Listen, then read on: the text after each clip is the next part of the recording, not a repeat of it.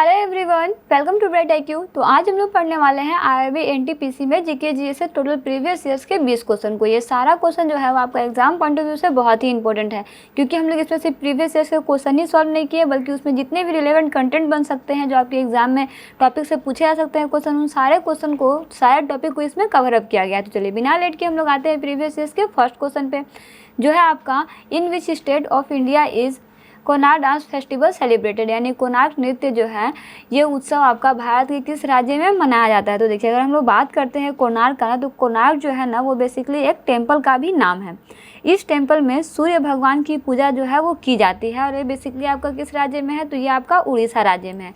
इससे रिलेटेड हम लोग कुछ फैक्ट की बात करते हैं, तो याद रखिएगा कि इस मंदिर का निर्माण जो है वो आपका राजा नरसिंह देव 1238 से 64 में कराया गया था, और ये मुसलमानों पर अपनी जीत का जश्न मनाने के लिए कराया गया था। याद रखिएगा। वहीं यह मंदिर जो है वो आपका सूर्य के रथ का प्रतिनिधित्व करता है, जिसमें आपका 24 पहिए और 6 घोड़े हैं। कितने पहिए हैं? 24 पहिए हैं। कितने घोड़े हैं? 6 घोड़े हैं। ये क्वेश्चन आपका, या बोल सकते हो टॉपिक आपका एग्जाम पॉइंट ऑफ व्यू से काफ़ी रिलेवेंट है। चलिए आगे बढ़ते हैं। इसका नेक्स्ट क्वेश्चन देखते हैं, जो है आपका कि किसके नेतृत्व में दक्षिण भारत में जैन धर्म का प्रसार हुआ, बताइए। तो जी हाँ, इसमें याद रखिए कि जैन धर्म का प्रसार जो है वो आपका भद्रबाहु के नेतृत्व में दक्षिण भारत में हुआ था। याद रखिएगा ना। इसका नेक्स्ट क्वेश्चन है कि निम्नलिखित में से कौन सी भारतीय मरुस्थल की एकमात्र बड़ी नदी है। तो देखिए, अगर इसमें आप याद रखिए कि भारत का मरुस्थल जो है ना वो आपका थार मरुस्थल है, और ये आपका राजस्थान में पड़ता है। वहीं इसमें आपके 2 कंट्री जुड़े हुए हैं, पहला हमारा इंडिया, दूसरा पाकिस्तान है, और वहाँ पे जो है आपका पाकिस्तान का बॉर्डर भी पड़ता है। अगर हम लोग बात करते हैं यहाँ पे नदी का, तो वहाँ पे एकमात्र नदी जो है वो आपका लूनी नदी है। इसके बारे में हम लोग डिटेल्स में बहुत सारे वीडियो में पढ़े भी हैं, जो आपका राजस्थान से निकलता है और गुजरात में जाकर के गायब हो जाता है ना। चलिए आगे बढ़ते हैं। इसका नेक्स्ट क्वेश्चन है आपके पास, फरवरी 2022 में नाइटिंगेल ऑफ इंडिया के नाम से विख्यात निम्नलिखित व्यक्तित्व में से किसका निधन हो गया, बताइए। तो जी हाँ, वो याद रखिएगा कि वो व्यक्ति थे आपके लता मंगेशकर। बेसिकली इसमें एक नाम और है आपका सरोजनी नायडू का। सरोजनी नायडू, जिन्हें नाइटिंगेल ऑफ इंडिया कहा जाता है, वो आपकी फर्स्ट महिला थी, लेकिन सेकेंड जो है वो आपकी लता मंगेशकर है, इसलिए आपके पास ऑप्शन में भी लता मंगेशकर दिया हुआ है। इस पॉइंट ऑफ व्यू से भी आपका करेक्ट आंसर जो है वो आपका लता मंगेशकर हुआ है। चलिए वहीं आगे बढ़ते हैं। इसका नेक्स्ट क्वेश्चन है आपके पास, कल्पसूत्र निम्नलिखित में से किस विषय का वर्णन करता है। तो देखिए, अगर हम लोग कल्पसूत्र की बात करते हैं, तो इसमें आपका बलिदान के लिए बेसिकली है, और पारिवारिक समारोह के लिए भी है, और वर्ण एवं आश्रम के लिए है। दैट मीन्स उपर्युक्त सभी कथन जो है आपका सही है। चलिए आगे बढ़ते हैं। इसका नेक्स्ट क्वेश्चन देखते हैं, जो है आपका कि ऐहोल की राजधानी थी, बताइए ऐहोल की राजधानी कौन सी थी। तो देखिए, ऐहोल जो है ना वो आपका एक कर्नाटक में स्थित एक शहर था। बेसिकली इसमें जो भी दिया हुआ है आपके पास यहाँ पे ऑप्शन है, जैसे चालुक्य हो गया, पल्लव हो गया, पांडे हो गया और चोल हो गया, ये सारे नाम जो है ना वो आपकी बेसिकली वंशज का नाम दिया गया है, और वंशज के नाम पे ही इसकी राजधानी पड़ी, यानी ऐहोल की राजधानी जो है वो आपका चालुक्य थी ना। याद रखिएगा। चलिए आगे बढ़ते हैं। इसका नेक्स्ट क्वेश्चन है आपके पास कि रविंद्रनाथ टैगोर को नाइटहुड किस वर्ष मिला था, बताइए। तो जी हाँ, अगर हम लोग नाइटहुड की बात करते हैं तो इसको हम लोग थोड़ा सा डिटेल्स में समझते हैं। बात करते हैं अगर नाइटहुड की टाइटल की, तो नाइटहुड का टाइटल जो है वो बेसिकली आपका रविंद्रनाथ टैगोर जी को ब्रिटिश गवर्नमेंट के द्वारा मिला था, और इन्हें 1913 ईस्वी में नोबेल पुरस्कार भी मिला था। साथ ही साथ गीतांजलि के लिए साहित्य यानी लिटरेचर में भी इन्हें वर्ष 1915 में जो है वो मिला था। इसमें याद रखिएगा, ये आपके पहले भारतीय या फिर बोल सकते हो पहले एशियाई थे जिन्हें नोबेल पुरस्कार जो है वो मिला था। इसमें एक चीज़ आप और भी याद रखिएगा कि 1915 में तो इन्हें नाइटहुड का टाइटल जो मिला था, लेकिन हुआ ऐसा कि 1919 में इस टाइटल को इन्होंने वापस कर दिया। क्यों वापस किया? बेसिकली 1919 में जो है वो आपका जालियांवाला बाग हत्याकांड हुआ था, जिससे हमारा पूरा देश जो है वो काफ़ी दुखी और गुस्सा हो गया था, क्योंकि इसका सारा श्रेय जो है वो आपका ब्रिटिश सरकार को जाता था, कि गवर्नमेंट ब्रिटिश सरकार ने ही जो है ना वो आपका 1919 में जालियांवाला बाग हत्याकांड करवाया था।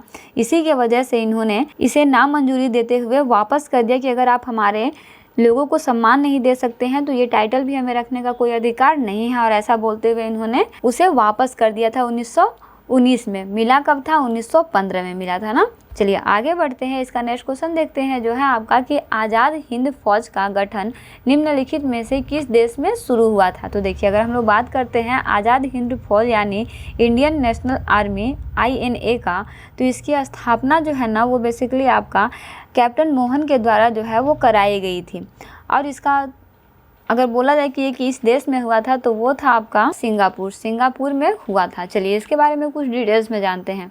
जैसे इसमें आप याद रखिए कि सेना का गठन जो है वो आपका पहली बार 1942 में मोहन सिंह के नेतृत्व में ब्रिटिश भारतीय सेना के भारतीय युद्धलंबियों द्वारा जो है वो किया गया था। साथ ही साथ इन्हें मलय अभियान और सिंगापुर में जापान द्वारा भी पकड़ लिया गया था। तो आपका बात कब का है? 1942 का है, यानी कि फर्स्ट नेतृत्व करने वाले व्यक्ति कौन थे? तो वो थे आपके मोहन सिंह ना, याद रखिएगा।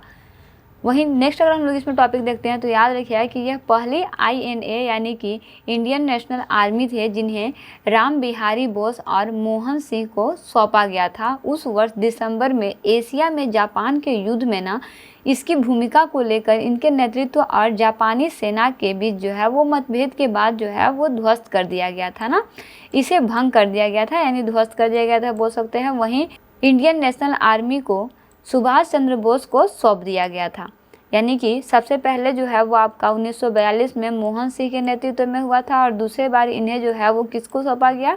सुभाष चंद्र बोस को सौंपा गया। कब सौंपा गया? तो वो समय था आपका 1943 का, जिसमें दक्षिण पूर्वी एशिया में उनके आगमन के बाद जो है वो सुभाष चंद्र बोस के नेतृत्व में इसे पुनर्जीवित किया गया था। याद रखिएगा, ये दोनों टॉपिक आपका काफ़ी रिलेवेंट है ना।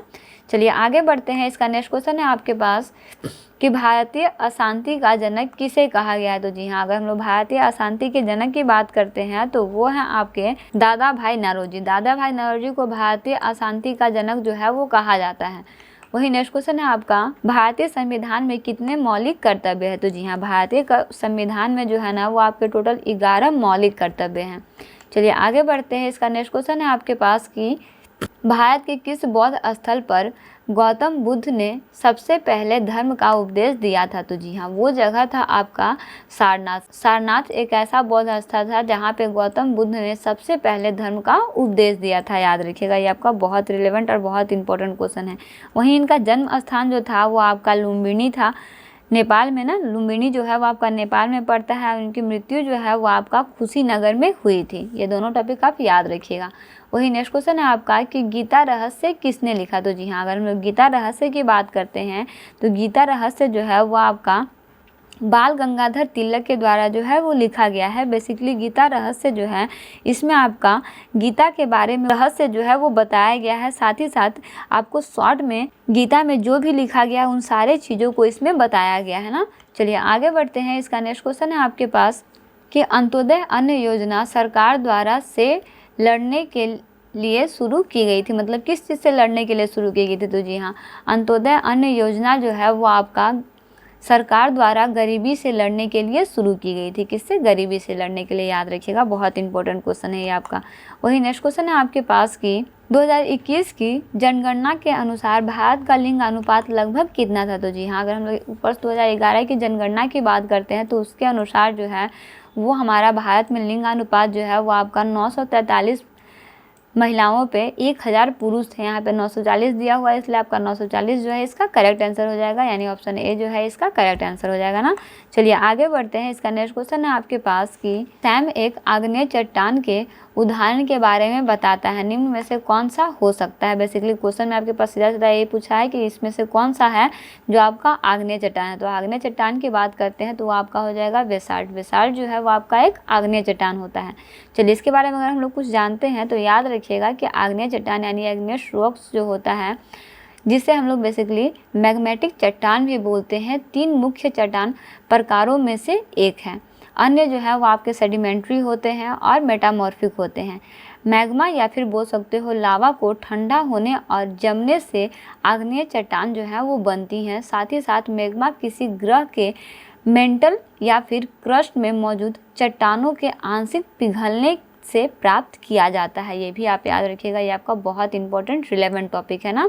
चलिए आगे बढ़ते हैं, इसका नेक्स्ट क्वेश्चन है आपके पास कि भारतीय अर्थव्यवस्था में वित्तीय वर्ष चलता है? बताइए, वित्तीय वर्ष मतलब कब से स्टार्ट होता है और कब से ख़त्म होता है हमारा भारतीय अर्थव्यवस्था, यानी फाइनेंशियल ईयर कौन सा होता है? तो देखिए, हमारा फाइनेंशियल ईयर जो है ना वो आपका 1 अप्रैल से शुरू होकर के 31 मार्च तक चलता है। 1 अप्रैल को शुरू होता है और आपका 31 मार्च को ख़त्म होता है, यानी ऑप्शन डी जो है इसका करेक्ट आंसर हो जाएगा ना।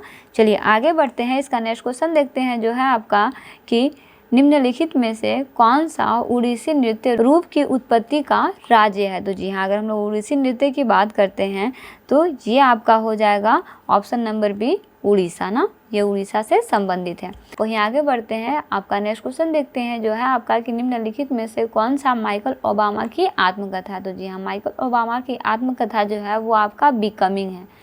ठीक है, याद रखिएगा, ये बहुत इंपॉर्टेंट क्वेश्चन है। चलिए आगे बढ़ते हैं, इसका नेक्स्ट क्वेश्चन आपके पास दिया हुआ है कि निम्नलिखित में से कौन सा सर्च इंजन नहीं है? तो देखिए, सर्च इंजन आपका गूगल भी होता है, बाइडू भी होता है, याहू भी होता है, लेकिन चैट जीपीटी जो है वो आपका एक सर्च इंजन नहीं है। दैट मीन्स ऑप्शन सी जो है इसका करेक्ट आंसर हो जाएगा। चलिए आगे बढ़ते हैं, इसका लास्ट क्वेश्चन देखते हैं जो है आपका निम्नलिखित में से किसने महात्मा गांधी को महिलाओं को नमक सत्याग्रह आंदोलन में शामिल होने के लिए राजी किया था? बताइए। तो जी हाँ, जिन्होंने राजी किया था वो थी आपकी कमला देवी चट्टोपाध्याय ने जो है इन्हें राजी किया था ना। चलिए अगर हम लोग इस आंदोलन की बात करते हैं तो याद रखिए कि सत्याग्रह आंदोलन जो था वो आपका दांडी मार्च जो आपका 12 मार्च से स्टार्ट हुआ कि 6 अप्रैल यानी लगभग 1 साल से ऊपर तक चला था, इससे जुड़ा हुआ था ना। यहाँ से ही आपका नमक आंदोलन की शुरुआत भी जो है ना वो आपका हुई थी, याद रखिएगा ना। तो इसका करेक्ट आंसर क्या हो जाएगा? वो है आपका कमला देवी चट्टोपाध्याय के द्वारा ना। तो चलिए इस तरह से बेसिकली हम लोग आईआरबी एनटीपीसी में जीके जीएस के टोटल प्रीवियस ईयर्स के 20 क्वेश्चन को सॉल्व कर चुके हैं। हम लोग पर डे 20 से 40 क्वेश्चन को पर डे हम लोग सॉल्व करने का कोशिश करेंगे। सारा क्वेश्चन जो है आपका बहुत रिलेवेंट है। इसके अलावा हम लोग कुछ टॉपिक को भी चैप्टर वाइज स्टडी करने वाले हैं, लेकिन आप प्रीवियस ईयर्स को भी क्वेश्चन को भी लगाते चलिए। साथ ही साथ हम लोग कुछ टॉपिक को स्टार्ट करते हैं, चाहे वो साइंस से रिलेटेड टॉपिक हो, चाहे वो आपका करंट अफेयर्स है, जिससे भी हम लोग टॉपिक स्टार्ट करेंगे वो सारे टॉपिक वाइज हम लोग क्वेश्चन को सॉल्व करेंगे। फिलहाल ये आपका कुछ प्रीवियस ईयर का क्वेश्चन दिया हो जिससे आपको रिवीजन करना बहुत इंपॉर्टेंट है। सारे क्वेश्चन को टॉपिक के साथ हम लोग स्टडी करेंगे, but in the next video. सारे क्वेश्चन को स्टडी करते रहिए। मिलते हैं नेक्स्ट वीडियो में एक इंपॉर्टेंट पार्ट, एक इंपॉर्टेंट टॉपिक के साथ। Thanks for watching, like and subscribe bright IQ।